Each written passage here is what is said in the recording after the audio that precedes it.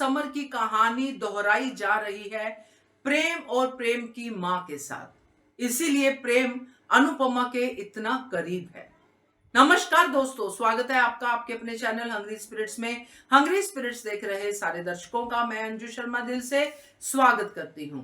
तो आज प्रेम की गुत्थी थोड़ी सी सुलझती हुई दिखाई दी है दोस्तों। प्रेम को अनुपमा क्यों इतनी पसंद है, क्यों अनुपमा के आदर्श इतने पसंद है, ये बात आज थोड़ी सी ओपन अप हुई है। क्योंकि प्रेम के घर पे भी एक ऐसी ही माँ है जिसको बार बार बेइज्जत किया जाता है, या फिर माँ इस वजह से नहीं है, और प्रेम को भी समर की तरह लूजर लूजर कहा जाता है। ये कहानी हमने अनुपमा के घर पे पहले देखी है। बात करते हैं, पहले वही निवेदन, जिन्होंने अभी तक चैनल को सब्सक्राइब नहीं किया है कर लीजिए। साथ में दोस्तों बेल आइकन दबाइएगा ताकि आपको हमारे वीडियोस के नोटिफिकेशन मिलते रहे। तो प्रेम के घर पे भी एक वनराज है। वनराज कहें खलनायक कहें, बात एक ही है।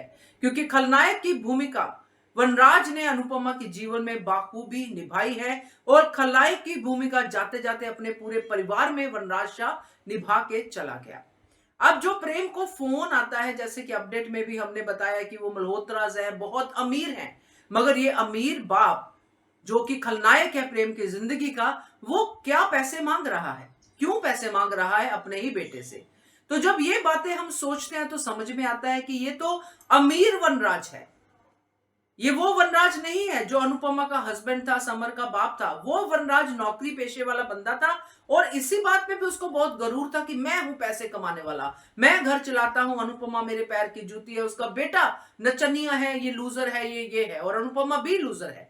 यही बात आज प्रेम के खलनायक ने दोहराई कि अपनी मां की तरह तू भी लूजर है। इसका मतलब साफ है कि प्रेम ने पहले कुछ ऐसा अपने फादर के पैसे के साथ किया है, जिसकी वजह से वो पैसे के बहाने से उसको बार बार फोन करके अपने बेटे को तंग करता है, और बार बार उसको घर वापस आने के लिए ये बहाना देता है कि पैसे वापस कर।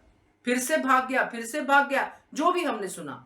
तो यही कहानी हमने अनुपमा के घर पे देखी है, जब अनुपमा वनराज की पत्नी थी और उस घर में रहती थी जहां पे आज भी रहती है, यानी कि बा सास के साथ।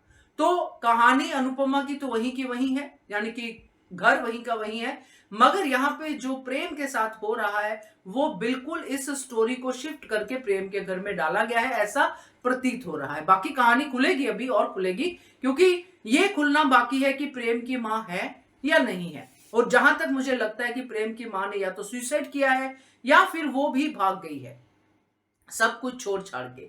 तो ये इसलिए हुआ है क्योंकि खलनायक उनकी जिंदगी में उनका अपना पिता ही है। तो पिता का अपने ही बेटे को लूजर कहना, ये एक्सपीरियंस हम इसी धारावाहिक में कर चुके हैं, जब वनराज समर को लूजर कहता था। तो देखते हैं कहानी कहां तक कैसे लेके जाते हैं, मगर दिलचस्प तो जरूर लग रही है। क्या कहते हो आप इसके बारे में कमेंट कीजिएगा। देखते रहिए channel hungry spirits. Thank you so much.